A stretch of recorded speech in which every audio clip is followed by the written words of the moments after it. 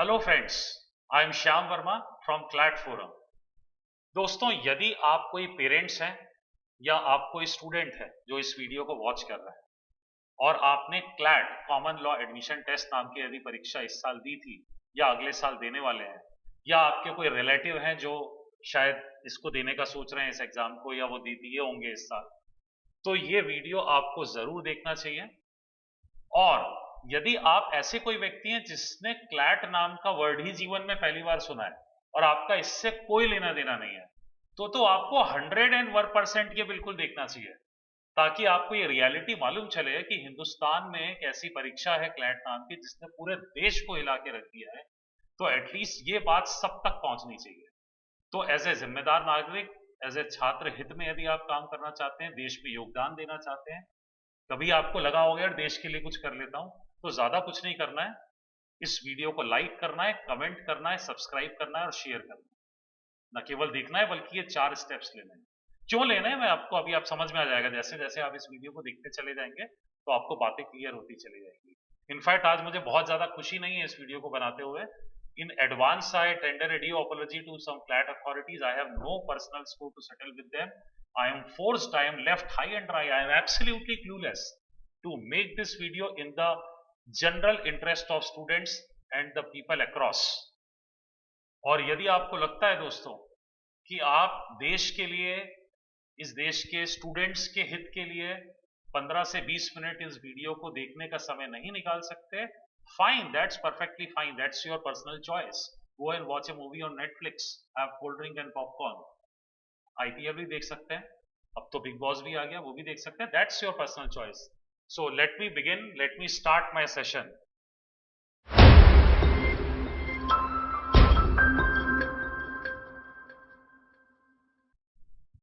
दोस्तों, इस वीडियो की शुरुआत में ही मैं एक हैशटैग देना चाहता हूं।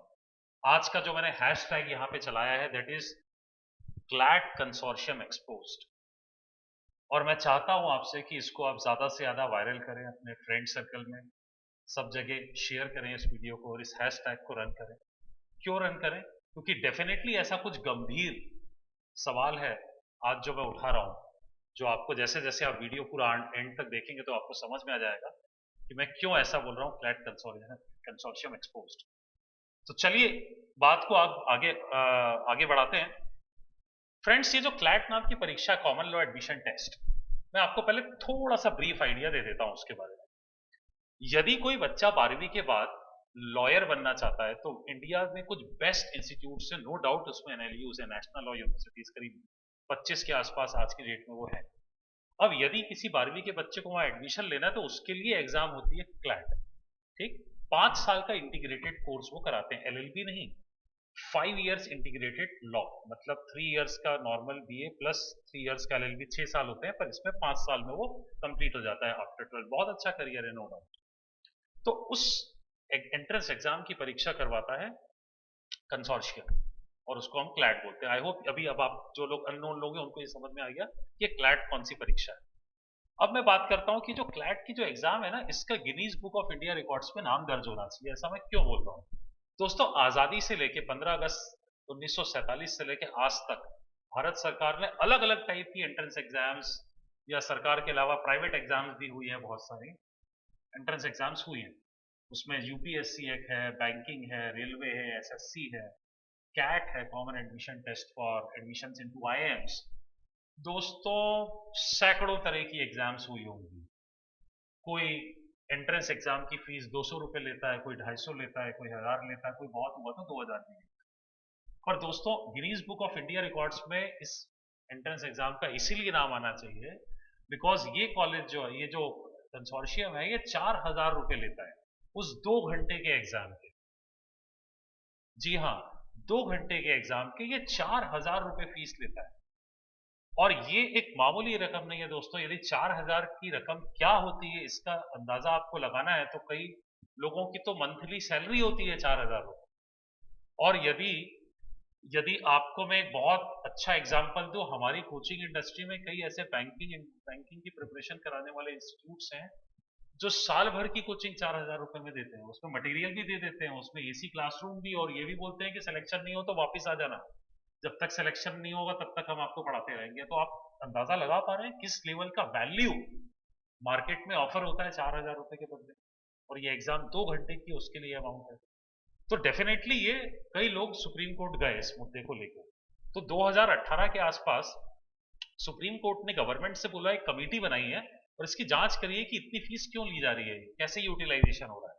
तो उस मिनिस्ट्री ऑफ जो ह्यूमन रिसोर्स डेवलपमेंट था, एचआरडी मिनिस्ट्री जो थी, उन्होंने एक कमेटी बनाई और उस कमेटी ने जानते हैं क्या पाया कि 2018 का जो क्लैट हुआ था उसमें जो टोटल कलेक्शन, जो रेवेन्यू कलेक्ट हुआ था, आई थिंक कोची ने, एनएलयू कोची ने करवाया था या कोई और कॉलेज रहा होगा, तो जो टोटल रेवेन्यू कलेक्ट हुआ वो हुआ था 25.7 करोड़, राइट।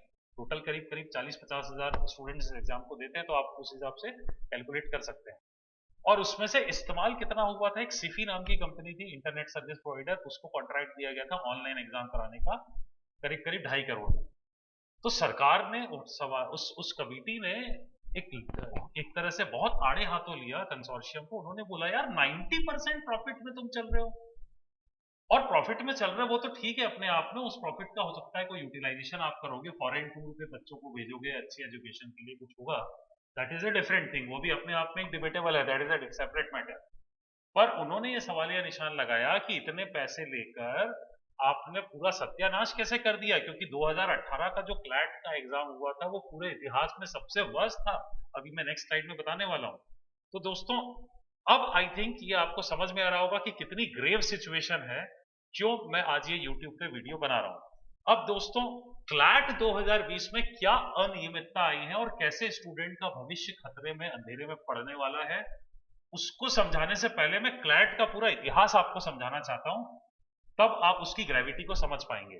देखिए एनएलयूज हिंदुस्तान में बहुत सारे हैं, सब अपने अपने एंट्रेंस एग्जाम कराया करते थे 2008 से पहले, तो उसकी वजह से बच्चे को बहुत जगह पैसे लगते थे, सब जगह फीस देनी पड़ती थी, कई बार डेट क्लैश हो जाती थी, एग्जाम नहीं दे पाता था, वगैरह वगैरह। तो इसके लिए भी किसी ने कोर्ट केस किया और सुप्रीम कोर्ट ने बोला सरकार से कि भैया देखो कुछ एक कॉमन एंट्रेंस टेस्ट कराओ। तो काफी कन्विंसिंग था, तो 2008 में ये चीज आ गई कि क्लैट नाम की अथॉरिटी क्रिएट हुई और उन्होंने बोला कि भैया अभी कॉमन एंट्रेंस टेस्ट होगा, बहुत अच्छी बात है। उस समय के जो चीफ जस्टिस ऑफ इंडिया थे के जी बालाकृष्णन, उन्होंने, उनकी अध्यक्षता में ये सब कुछ चीजें ऑर्गेनाइज हुई थी फर्स्ट ईयर। उसके बाद देखते हैं दोस्तों इस स्लाइड को, अब यहां से लगातार आप ईयर ऑन ईयर बेसिस पे देखते चलिएगा किस तरह की जो है रायता फैला है क्लैट में। क्लैट 2009 कंडक्ट होता है दोस्तों, नलसर हैदराबाद उसको कंडक्ट करता है, और आप जानते हैं जिस दिन एग्जाम था उस दिन मालूम चलता है कि एग्जाम रीशेड्यूल हो गया है। क्यों रीशेड्यूल हुआ है? क्योंकि इतनी बड़ी लापरवाही हुई उसके ट्रांसपोर्टेशन में, ट्रांजिट में। जब फिजिकल पेपर पेंसिल टेस्ट होता था, मतलब हार्ड कॉपी पेपर्स इधर से उधर सेंटर पे डिस्ट्रीब्यूट होते थे, तो जब ये डिस्ट्रीब्यूशन हो रहा था, जब पाया गया कि रास्ते में एक पेटी खुली हुई है, इसका मतलब उनको अंदेशा था कि ये टेम्पर हो चुका है, पेपर लीक हो चुका है। उस अंदेशे में उन्होंने वो कदम उठाया कि भैया रीशेड्यूल किया। तो ये पहला एक अनियमितता यहीं से दौर चालू हो गया। 2011 की बात करते हैं। 2011 में पेपर लेंदी आया, कोई बात नहीं, वो तो छोड़िए। जो टोटल क्वेश्चंस थे उसमें 12 क्वेश्चंस ऐसे थे जिनके जो ऑप्शंस थे, 4 ऑप्शन थे, उनमें से जो सही आंसर वाला जो ऑप्शन था 12 क्वेश्चन में वो अंडरलाइन रह गया। मतलब जो क्वेश्चन पेपर सेटर होगा वो उसको अंडरलाइन को हटाना भूल गए। You think this is some kind of a joke happening? आप समझ सकते हैं इसकी गंभीरता को। 12 क्वेश्चन अंडरलाइन रह गए जो सही आंसर थे। आप सोचिए किसी व्यक्ति का यदि पहला अंडरलाइन सही हो गया, दूसरा अंडरलाइन सही हो गया, तीसरा अंडरलाइन सही हो गया, वो तो समझ जाएगा कि बॉस इसका मतलब सारे अंडरलाइन वाले पे टिक कर दो, सही आंसर है। और कोई दूसरा बंदा जिसका पहला दूसरा तीसरा गलत हो गया इत्तेफाक से या नहीं बना, and he will never know, हो सकता है कि उसको लगेगा वो ऐसा टिक नहीं करके आया जबकि किसी दूसरे ने कर दिया। सो मेक और ब्रेक, पूरी की पूरी लाइफ ट्रांसफॉर्मिंग ये एक्टिविटी बन के रह गई। एनीवे 2012 की बात कर रहे हैं, अगेन वही पैटर्न चेंज। पैटर्न चेंज जब मैं बोलता हूं इसका मतलब पैटर्न चेंज करने से मतलब ये है कि बताया कुछ और कि ऐसा ऐसा एग्जाम आएगा, हुआ कुछ और। तो या तो आप बोल दो ना यार, मेरा सिर्फ यहाँ पे मुद्दा विवादास्पद ये है कि क्लैट ने बोलना चाहिए बेटा देखो anything under the sun can be asked. UPSC है, कैट है, ये ऐसी परीक्षाएं जो बोलते हैं कि मेरा कुछ भी आ जाएगा, हम कुछ नहीं बोल सकते। तो that is better. Why to show hypocrisy कि भाई हम स्ट्रेस कम कर देंगे या ये देंगे या बच्चों के लिए इजी कर रहे हैं, बल्कि और स्ट्रेस बढ़ जाता है। तो पैटर्न चेंज वाली एक बात थी, 2 रॉन्ग आंसर्स थे। 2013 में आते हैं, वहां तो और बवाल मच गया। केरला के 4 स्टूडेंट थे, वो केरला हाई कोर्ट पहुंच गए। उन्होंने बोला हमारा मार्क्स अच्छा आया है, हमको कोची चाहिए, हायर रैंक वाला कॉलेज चाहिए, पर हमको पटना एलोकेट हो गया है। तो आप देखिए किस तरह का ट्रांसपेरेंट सिस्टम था, गॉड नोस। तो इस तरह के कानूनी झगड़े लड़ लड़ के लोग अपना हक लेते आए हैं इस एग्जाम में। 2014 रिजल्ट भी विड्रॉ हो गया। आपको मालूम है, ये हॉरर स्टोरी में आपको बताता हूँ, आपके रोंगटे खड़े हो जाएंगे। 2014 में कैसे क्यों विड्रॉ हुआ था। रिजल्ट डिक्लेयर हुआ, उसके बाद विड्रॉ हो गया। लोगों ने बोला खत्म मच गया, क्या हुआ क्या हुआ। रिजल्ट आया था थोड़ी देर के लिए, फिर वापस गायब।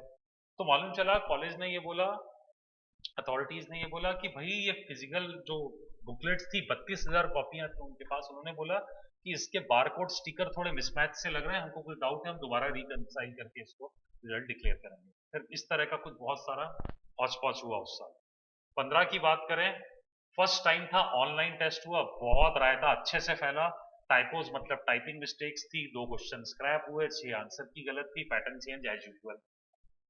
16 की देखें तो भैया वो तो एग्जाम तो दूर की बात है, जब वो एप्लीकेशन प्रोसेस हो रहा था कि आप अप्लाई करिए इस एग्जाम को देना चाहते हैं, तभी से साइट डाउन, क्रैश होना चालू। और टाइपिंग मिस्टेक तो हो ही गई है, तो फेवरेट है क्लैट वालों की, बहुत ही टेकन फॉर ग्रांटेड है, इससे तो कोई फर्क पड़ता नहीं है स्टूडेंट को भी आज की डेट में, और क्लैट वालों को भी कोई फर्क नहीं पड़ता। Typing mistake small matter for them, here and there it goes, भूल चूक लेनी देनी। एक क्वेश्चन गलत हुआ, उसको स्क्रैप किया, 199 पे रिड्यूस हो गया 200 में से। 2017 की बात करते हैं, 4 क्वेश्चन स्क्रैप, 3 गलत आंसर। स्टैटिक जीके पूरी तरीके से एब्सेंट, बच्चे इतनी मेहनत करके साल भर पढ़ते हैं स्टैटिक जीके, एक भी क्वेश्चन नहीं आया। पूरे के पूरे करंट अफेयर्स आ गए। ऐसा बोला जाता है एलिमेंट्री मैथ्स आएगा, भाई एक एडवांस क्वेश्चन आ गया। अब आप बोलोगे सर एक ही तो एडवांस क्वेश्चन आ गया, क्या फर्क पड़ता है एक क्वेश्चन से? क्यों फर्क नहीं पड़ता बेटा, एक क्वेश्चन ऐसी स्थिति में, ऐसे कॉम्पिटिटिव एग्जाम में 1 से 2 से 3 क्वेश्चन में सैकड़ों बच्चे ऊपर से नीचे हो जाते हैं, पूरा भविष्य यहां से वहां मेक और ब्रेक वाली सिचुएशन आ जाएगी। हो सकता है आप थ्रेश होल्ड में थे, एनएलयू मिलने ही वाला था, लास्ट एनएलयू बॉटम से, आपका कुछ थोड़ा गड़बड़ हुआ, आप उस पूरी लिस्ट से बाहर हो। इसके अलावा टेक्निकल ग्लिचेस तो 17 में आए ही थे। एंड और जो जो जो जो ऑब्जेक्ट करने का, ऑब्जेक्शन लेने का भी जो टाइम था, वो विंडो बहुत शॉर्ट रखता है क्लैट हमेशा, गॉड नोज व्हाई। 2018 की हॉरर स्टोरी में बता ही चुका हूं, टेक्निकल ग्लिचेस थे, हैंग हो गया, पावर कट हो गई, पेपर पेंसिल रफ वर्क के लिए दिया जाना था, वो भी नहीं दिया गया बहुत सारे छात्रों को। और एक प्रैक्टिस टेस्ट उनको बोला, ऑफिशियली उनका लीगल राइट था कि एग्जाम से पहले प्रैक्टिस टेस्ट देने मिलेगा 10-15 मिनट, ताकि आप इंटरफेस से यूज टू हो जाए। वो कई सारे स्टूडेंट्स को नहीं देने मिला, क्योंकि हौच पौच हो गया, इस तरीके से हुआ। क्लैट 2019 आया, पेपर पेंसिल टेस्ट वापिस आया, क्योंकि ऑनलाइन हैंडल नहीं हो पा रहा। तो दोस्तों आई बिलीव ये सारे पॉइंट्स इसको दर्शाते हैं, ये काफी इनफ मैंने आपको एविडेंसेस दिए हैं कि आप इस वीडियो को लाइक करें, कमेंट करें, सब्सक्राइब करें एंड शेयर करें। क्या बोला मैंने, रिपीट करता हूं, लाइक करें, कमेंट करें, सब्सक्राइब करें और शेयर करें। और आप इनमें से कुछ भी ना करें, यदि आपको हिंदुस्तान के इतिहास में कोई भी ऐसा एग्जाम मिलता है जिसमें ईयर ऑन ईयर छोटी मोटी गलती नहीं, क्वेश्चन गलत, कभी आंसर गलत, कभी कंप्यूटर खराब, इस तरह का कोई भी एग्जाम आपको मिल जाए हिंदुस्तान के इतिहास में, तो आप ये वीडियो डिसलाइक कर दीजिए। राइट, चलिए आगे बढ़ते हैं। अब मैं इस साल के उस पर आता हूं कि इस साल ऐसा क्या घटना घट गई है। क्लैट 2020-19 तक एक सर्टेन टाइप का पैटर्न था, बच्चे उस पर चल रहे थे, तैयारी भी चालू कर दी ड्रॉपर्स ने। अचानक नवंबर में एक नोटिफिकेशन आता है, उसमें बोला जाता है कि भाई ये पूरा का पूरा अपसाइड डाउन चेंज हुआ। बहुत अच्छा चेंज था। लॉ स्टूडेंट्स ने मेरे से बोला कि सर ये बहुत सही चेंज है, अब ये जो पूछ रहे हैं नए पैटर्न में, ये एक्चुअली लॉयर से यही एक्सपेक्ट किया जाना चाहिए। तो मैं काफी खुश हुआ। हालांकि एज ए कोचिंग इंस्टीट्यूट काफी दिक्कत गई होगी हमको सारे लोगों को कि भाई नया मटेरियल बनाना पड़ा, बट दैट इज ओके यार, in the national interest it is all good. Lawyers, अच्छे लॉयर्स छट के आएंगे तो बहुत ही अच्छी बात है। तो एक नोटिफिकेशन आया, और उस नोटिफिकेशन के साथ ही साथ यूट्यूब चैनल में एक सर थे, लीगल अवेयरनेस की वेब सीरीज वाले, उन्होंने बड़ा अच्छा एक वीडियो बनाया, मुझे पर्सनली काफी अच्छा लगा था। I really like that video. क्यों मुझे अच्छा लगा? क्योंकि उन्होंने बहुत जेन्युइन कंसर्न्स रेज किए स्टूडेंट्स के। उन्होंने बोला कि स्टूडेंट बड़ा स्ट्रेसफुल हो जाता है, इतना कंपटीशन है, 200 क्वेश्चन अटेम्प्ट करने 2 घंटे में, इट इज टू मच यार, अब हम लोग कम कर देंगे। तो मैंने कहा अच्छा यार, 150 क्वेश्चन 2 घंटे में, इट्स ए गुड न्यूज। फिर उन्होंने बोला हम मेंटल डिस्ट्रेस कम कर देंगे, एंजाइटी कम कर देंगे, लोगों को रट्टाफिकेशन नहीं करना पड़ेगा, हम मेमोरी टेस्ट नहीं करेंगे, कोई स्टैटिक जीके नहीं। क्यों स्टैटिक जीके? कोई लीगल नॉलेज एक्सपेक्ट नहीं करेंगे। अरे लॉ तो हम पढ़ाने वाले हैं। इतना अच्छा वीडियो था। मैंने कहा यार एकदम साक्षात मतलब देवता आ गए, बच्चों के मसीहा आ गए, सब बड़ा अच्छा था। उन्होंने कुछ चीजें हालांकि कॉन्ट्राडिक्टरी बोली। उन्होंने बोला कि वोकैब ये सिनोनिम एंटोनिम नहीं डिस्कस करेंगे, हालांकि वो तो उनके सैंपल पेपर में पहले ही वाले जो उनका पेपर आया उसमें तो था ही। अब कोई क्वेश्चन, उन्होंने बोला कि क्वेश्चन पैसेज में किस कंटेक्स्ट में आ रहा है। अरे भाई वैसा करने के लिए भी खैर आपको लर्न तो करनी पड़ेगी ना वोकैबुलरी। खैर that is okay, that is not a big deal. तो प्रॉब्लम कहां पे आया? ये तो चीजें थी, ग्रामर नहीं आएगा ऐसा लगा उनकी बात से, क्योंकि कॉम्प्रीहेंशन की बात हुई थी, लेकिन ग्रामर आने लग गया सैंपल पेपर्स में। यहां तक भी कोई खास बेकार प्रॉब्लम नहीं है। 1 जनवरी को सैंपल पेपर आया, यहां से आप ध्यान से कहानी को सुनना। 1 जनवरी को सैंपल पेपर रिलीज होता है। पार्शियल सैंपल पेपर, 150 क्वेश्चन नहीं थे उसमें, थोड़े थोड़े हर सेक्शन के थोड़े थोड़े क्वेश्चन थे, लेकिन वो एक इंडिकेटिव था कि कैसा सेट होने वाला है। सारे बच्चे का माइंड, फ्रेम ऑफ माइंड बन गया कि भाई ऐसा क्लैट होने वाला है। अब क्या होता है? अब यहां से ध्यान से देखिए दोस्तों, सैंपल मॉक आने चालू होते हैं। ये जनवरी के काफी बाद में हुआ ना, मार्च के आसपास, if I am not wrong, March के आसपास या फरवरी एंड के आसपास आया होगा, या मार्च अप्रैल मई में भी कुछ कुछ सैंपल पेपर आने चालू हुए। बड़े एंथुजियाज्म से इस बार ये अच्छे स्टेप्स भी थे। We must appreciate some good steps of consortium of NLUs also.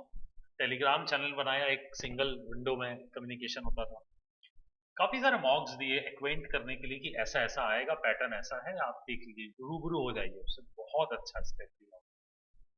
लेकिन आप ध्यान से देखिए, हर एक जैसे मॉक सैंपल आता था, एक शॉकर आता था, एक वो शॉक लेके आता था अपने साथ। क्या शॉक लेके आता था उसको आप देखिए। पहला मॉक सैंपल आया, अब एकदम बड़ा टेक्निकल पॉइंट है, एक जनरल व्यक्ति जो इससे रिलेटेड नहीं हो समझ नहीं पाएगा। सारे क्लैट एस्पिरेंट 70,000 लोग मेरी बात को अच्छे से समझ जाएंगे मैं क्या बोल रहा हूं। पहला मॉक आया, उसमें स्टेटमेंट एजम्पशन के क्वेश्चन दिखने लगे, लॉजिकल रीजनिंग में। उसके अंदर डेटा अरेंजमेंट के क्वेश्चन दिखने लगे, तो लोगों के हाथ पैर फूले। उन्होंने बोला कि यार पहला जो वो ओरिजिनली जनवरी में आया था वो क्या था फिर? उसमें तो क्रिटिकल रीजनिंग था, इसमें स्टेटमेंट एजम्पशन। फिर धीरे धीरे और पेपर आया, उसमें ब्लड रिलेशनशिप के क्वेश्चन आ गए, तो लोगों ने बोला यार ये तो पूरी की पूरी पुरानी वाली रीजनिंग तो पढ़ो ही पढ़ो, डायरेक्शन टेस्ट भी पढ़ो। फिर धीरे धीरे फिर एक और बताता हूं मैं आपको, एक और मिसाइल इसमें निकल के आई। एक सैंपल पेपर आया उसमें कोडिंग डिकोडिंग के भी क्वेश्चन। एक सैंपल पेपर आया उसमें क्यूटी में डेटा इंटरप्रिटेशन के अलावा वेन डायग्राम के क्वेश्चन। एक सैंपल पेपर आया उसमें टाइम स्पीड एंड डिस्टेंस के क्वेश्चन। तो लोगों को समझ में आ गया कि भैया ये तो कुछ भी हो रहा है, सब कुछ पढ़ो, अब तो कुछ मत छोड़ो। बच्चे सब पढ़ने लग गए। और इसके बाद जब एक्चुअल एग्जाम हुआ दोस्तों, अच्छा इस बीच में और एक हॉरर स्टोरी थी, कोविड की वजह से पोस्टपोन हुआ, उससे तो मेंटल डिस्ट्रेस हुआ, कोई बात नहीं। नेशनल लॉ यूनिवर्सिटी बैंगलोर ने बोला कि भैया हम इससे अलग हो रहे हैं, इससे बहुत तनाव क्रिएट हुआ, बच्चे डिस्टर्ब हो गए, पीक टाइम पे उनकी प्रिपरेशन डिस्टर्ब हुई, नई प्रिपरेशन करी, और इतना सब रायता होने के बाद एनलैट नाम की परीक्षा हुई, वो भी it was a total disaster, fiasco.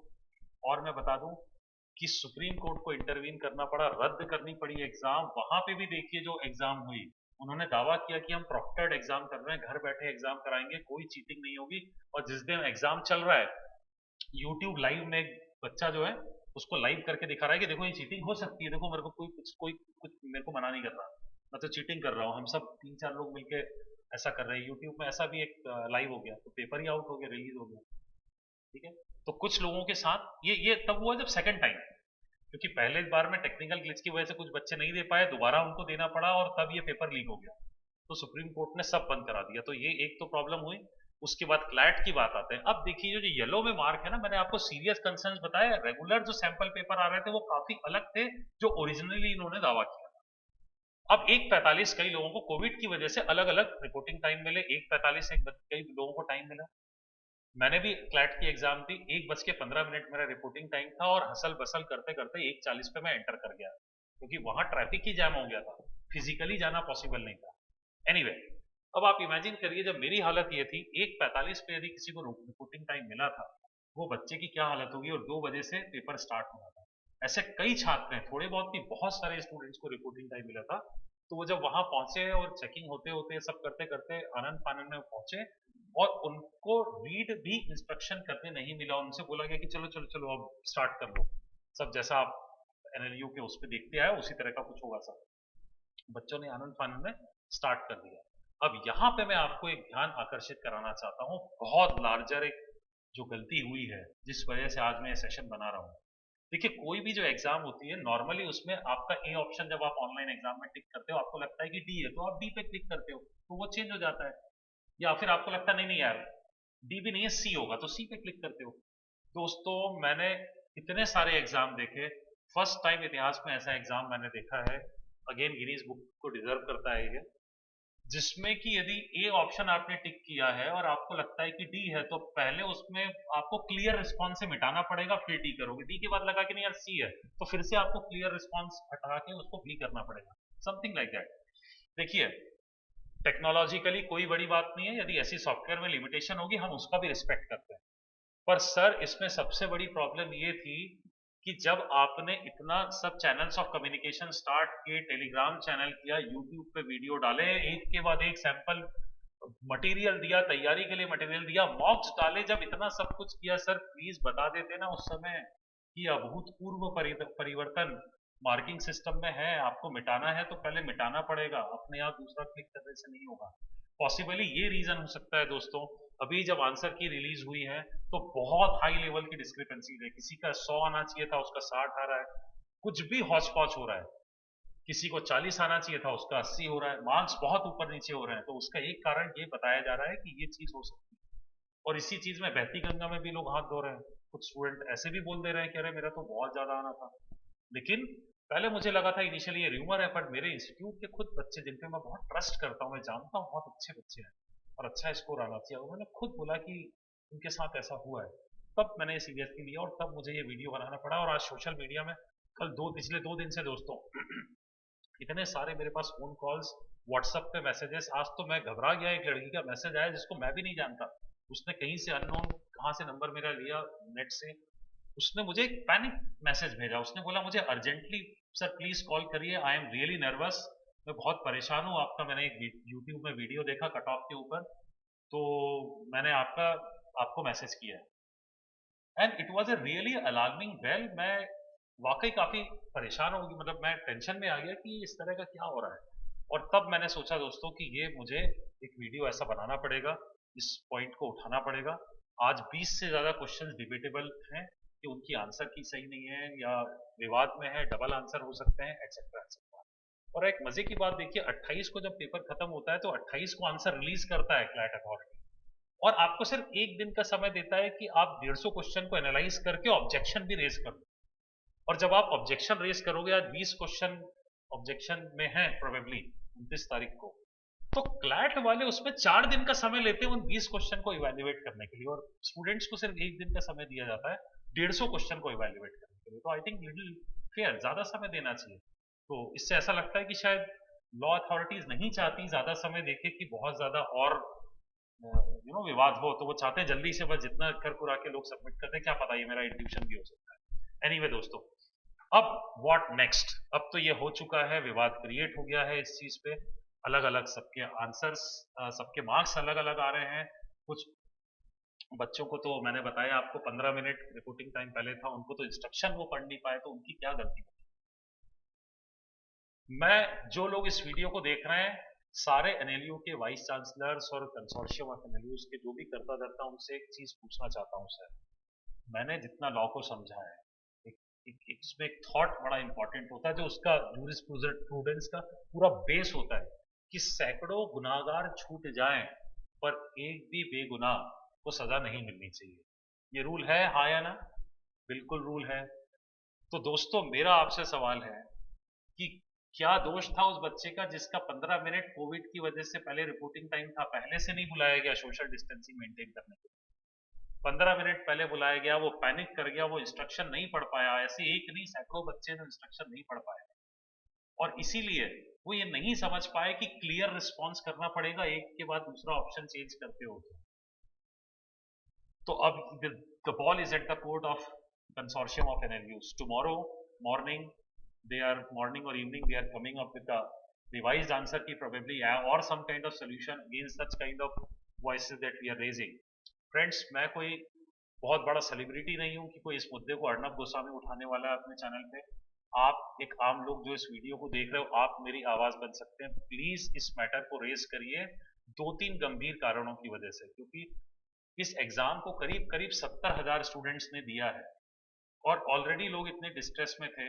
इस समय पे ऐसा हो जाना ये वाकई छात्रों के साथ खिलवाड़ है। Please like, comment, share, subscribe जो मैंने बोला इसको करिए, फैलाइए ज्यादा से ज्यादा। एक तो ये कारण है। दूसरा दोस्तों, 4,000 is not acceptable, it is not acceptable.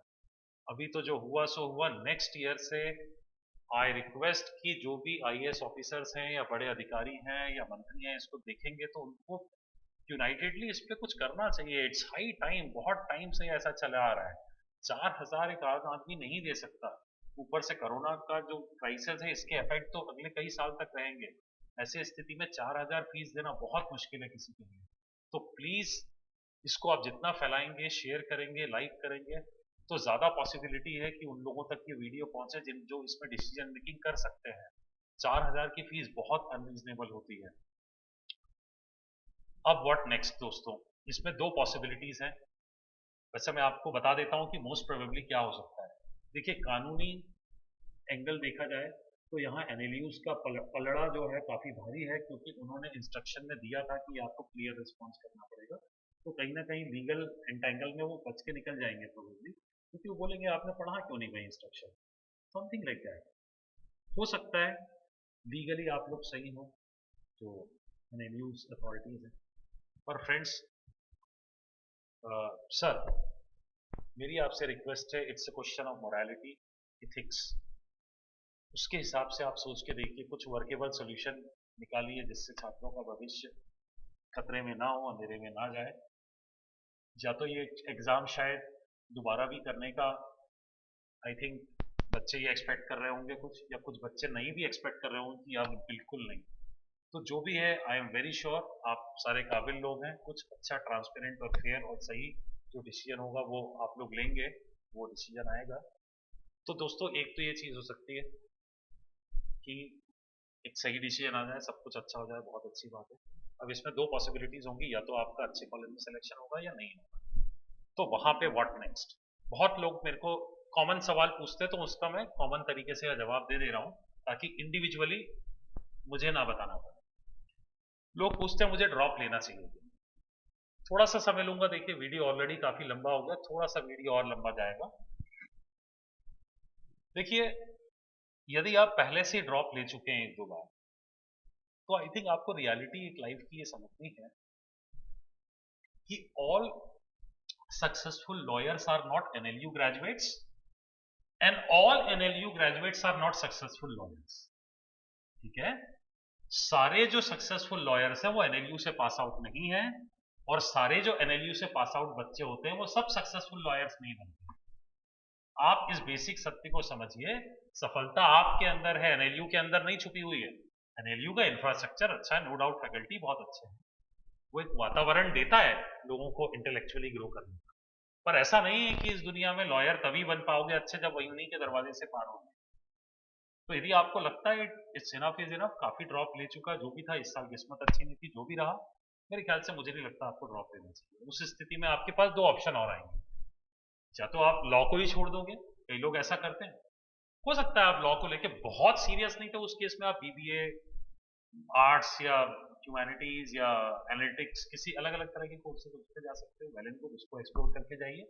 BBA एक अच्छा ऑप्शन हो सकता है आपके लिए, आर्ट्स एक अच्छा ऑप्शन है, यूपीएससी आगे चल के आप एम कर सकते हैं ग्रेजुएशन के साथ साथ, तो ऐसी कुछ प्लानिंग कर सकते हैं। और अदरवाइज मुझे ये बड़ा आश्चर्य लगता है कि कई पेरेंट्स मेरे पास आते हैं, वो बोलते हैं कि देखिए साहब, बेटे का हमारे एनएलयू हुआ तो ठीक, नहीं तो साहब फिर नहीं कराना लॉ। यार मुझे समझ में नहीं आता, आपका जीवन का उद्देश्य एनएलयू से लॉ करना है या आपका जीवन का उद्देश्य एक अच्छा सफल लॉयर बनना है? यदि आपका जीवन का उद्देश्य लॉयर बनना है और एनएलयू नहीं क्रैक हुआ तो क्या आपका उद्देश्य जीवन का आप तोड़ के रख दोगे एक साइड कि छोड़ो अब मैं कुछ और ही बन जाता हूँ, इंजीनियर बन जाता हूँ। अब कल तक तो लॉयर बनना चाह रहा था पर अब मैं इंजीनियर बन जाऊंगा क्योंकि मेरी जिद थी कि एनएलयू से करूंगा तो करूंगा, नहीं तो नहीं करूंगा। मुझे पर्सनल मेरा व्यक्तिगत ओपिनियन है कि ये एक बड़ा स्टूपिड सा लॉजिक, मुझे तो समझ में नहीं आया। आई कुड नॉट अंडरस्टैंड दैट। और दूसरी चीज एक ये भ्रांति है, थोड़ा सा र्यूमर मॉन्जरिंग या कह लीजिए फियर मॉन्गरिंग भी है कि प्राइवेट कॉलेज तो खून चूसते हैं लॉ के, वो बहुत फीस ले लेते हैं, फंस जाओगे आप, जीवन बर्बाद हो जाएगा। मुझे लगता है इतना अनरीजनेबली नहीं सोचना चाहिए।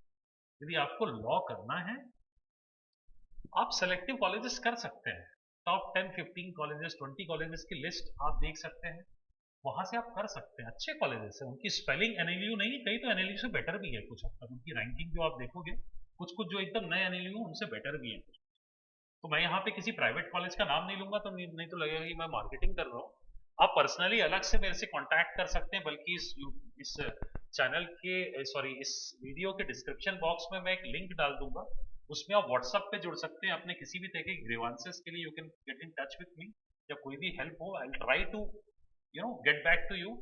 टेलीग्राम चैनल ज्यादा बेटर रहेगा, उसको आप बिल्कुल लाइक कर लीजिएगा, और यूट्यूब चैनल को आप सब्सक्राइब और नोटिफिकेशन बेल आइकन पे प्रेस कर दीजिएगा ताकि वीडियो आता रहे। कोई ऐसा नया कुछ होगा तो मैं आपको उसमें अपडेट करूँगा। और कोई हेल्प चाहिए हो तो आप व्हाट्सअप या टेलीग्राम पे आ सकते हैं। व्हाट्सअप पे डायरेक्ट मुझे मैसेज कर सकते हैं या ईमेल पे भी क्वेरी भेज सकते हैं। तो ये एक चीज है दोस्तों कि प्राइवेट कॉलेज को भी कंसिडर करिए, इतने बुरे नहीं है। वो 1 to 1 बेसिस पे आप अपने जिस भी कोचिंग में पढ़ रहे हैं वहां से वो लोग आपको गाइड कर ही देंगे, या आप उससे भी पूछ सकते हैं।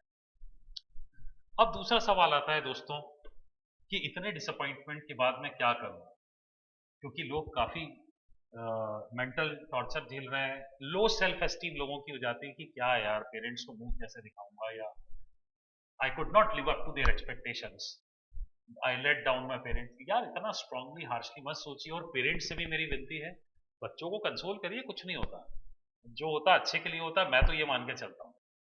हो सकता है कि कोई एनएलयू में ना जाके प्राइवेट कॉलेज में जाता है जो उससे थोड़ा लोअर रैंक है, हो सकता है उस प्राइवेट कॉलेज में 120 बच्चे हैं और ये एनएलयू से रिजेक्ट होके वहां गया है, तो उन 120 में ये टॉप क्लास बच्चा है। तो उस खराब में भी there is a silver lining in the cloud, वो उस कॉलेज में जाता, जो भी कंपनीज आती हैं वो उसी को रिक्रूट करती है because he is one of the star students of that college. ऐसा हो सकता है, तो ऐसी कई एंडलेस पॉसिबिलिटीज हो सकती है। और एक चीज मैं आपको बताता हूं कि एक छोटी सी खराब शुरुआत से या किसी छोटे से फेलियर से आप फेलियर नहीं हो जाते हैं। आप अपना सेल्फ एस्टीम डैमेज मत होने दीजिए, आप बहुत कुछ कर सकते हो दोस्तों। आपको लास्ट इस सेशन को खत्म करने से पहले एग्जांपल देता हूँ, लाइव एग्जांपल मैं आपके सामने कर रहा हूँ। श्याम वर्मा, मैंने भोपाल से अपनी एजुकेशन की है। 10th में मेरे 54 परसेंटेज थे, 12th में मेरे 57 परसेंटेज थे। शासकीय हमीदिया कला एवं वाणिज्य कॉलेज से मैंने अपना बीकॉम एमकॉम किया है, आगे चल के मैंने एमबीए किया है। तो मैंने जो आपको अपने परसेंटेज बताया, मुझे नहीं लगता आप में से इतने सारे लोग जो इस वीडियो को देख रहे हो आपके 10th और 12th में इतने गंदे परसेंट बने होंगे जितने मेरे बने। ओपनली कह रहा हूं, मुझे इसमें प्राउडली शेयर कर रहा हूं कि इतने खराब परसेंटेज बनने के बाद भी मेरा सेल्फ एस्टीम बहुत हाई था। मैंने कभी ये नहीं सोचा कि मैं फेलियर हूं लाइफ में। मैं एग्जाम्स में फेल हुआ, आईसीडब्ल्यू में फेल हुआ और कई बैंकिंग में फेल हुआ, पर मैं फेलियर मैंने अपने आप को कभी नहीं माना। तो आप अपना सेल्फ एस्टीम हाई रखिए, इससे कोई फर्क नहीं पड़ता इतने खराब परसेंटेज थे, but I am hugely successful person in this coaching industry. मुझे नहीं लगता, I live my life with my head high. So friends, that's all from my side. एक इंफॉर्मेशन और मैं देना चाहता हूं, क्लैट फोरम का जो जन्म हुआ है, खास तौर पर जो ऑनलाइन वेंचर का जन्म हुआ है अभी जनवरी से हमने इसको लॉन्च किया है, तो इसका जो जो पीछे की जो अंडरलाइन फिलॉसफी है दोस्तों, जैसा कि हमारी पंच लाइन है एम्पावरिंग लॉ एस्पिरेंट्स। तो दोस्तों हमारा इस वेंचर को स्टार्ट करने का उद्देश्य डे 1 से ही ये था, जब हमने इसकी परिकल्पना की, कि हम किसी भी नीडी स्टूडेंट्स की हेल्प कर पाए, world class quality teaching education test series बच्चों तक मुहैया कर पाए। हमने एक बहुत अच्छी कोशिश भी की है इस क्षेत्र में। We are one of the only players जिन्होंने टेस्ट सीरीज लॉन्च की है विद वीडियो सॉल्यूशंस, राइट। तो दोस्तों इस मैसेज को शेयर करिए, और वाकई कोई बहुत नीडी स्टूडेंट है, यदि वो वंचित रह गया या उसको लगता है वो बड़ी बड़ी हाई हाई 20, 30, 40, 50 हज़ार फीस नहीं दे सकता किसी महंगे कोचिंग क्लास की, तो वो हमारे से संपर्क करें। बहुत जल्द हम लोग क्लैट ड्रॉपर्स बैच लाने वाले हैं 15 अक्टूबर के आसपास, और ईयर लॉन्ग बैच भी लाएंगे। जो बहुत नीडी होगा तो हम डेफिनेटली उसकी हेल्प करेंगे, बेस्ट पॉसिबल तरीके से हेल्प करेंगे। और मैं चाहूंगा कि जो पे कर सकते हैं एटलीस्ट वो तो पे करेंगे, और I am thankful to them, क्योंकि वो पे करते हैं तभी जाके हम इन नीडी लोगों की हेल्प कर पाएंगे। या कोई एनजीओ है या गवर्नमेंट है या कोई भी एजेंसी हमसे टाई अप करना चाहती है किसी प्रकार का, स्कूल या एजुकेशनल इंस्टीट्यूशन अपने बच्चों को कुछ ऑनलाइन मॉडल के तहत यदि ऑटोमेटिक तरीके से वीडियो लेक्चर, लाइव लेक्चर घर बैठे या उनके स्कूल में प्ले करवाना चाहते हैं, ऐसे किसी प्रकार का टाई अप चाहते हैं, तो we are more than happy doing that with them at a very reasonable, you know, fee structure. So thank you so much, friends. Thanks a lot, and don't forget to like, comment, share, and subscribe. Thanks a lot. And at last, I would say, stay home, stay blessed, study online. अभी corona का कहर खत्म नहीं हुआ है दोस्तों, आपको बचकर रहना है। हो सकता है आपको कोई प्रॉब्लम नहीं होगा, कोरोना हो भी जाता, आपके घर में कोई बूढ़ा हो या बच्चा हो, उसके लिए थ्रेट क्रिएट हो सकती है। तो please stay at home as far as possible, study online. Thank you so much.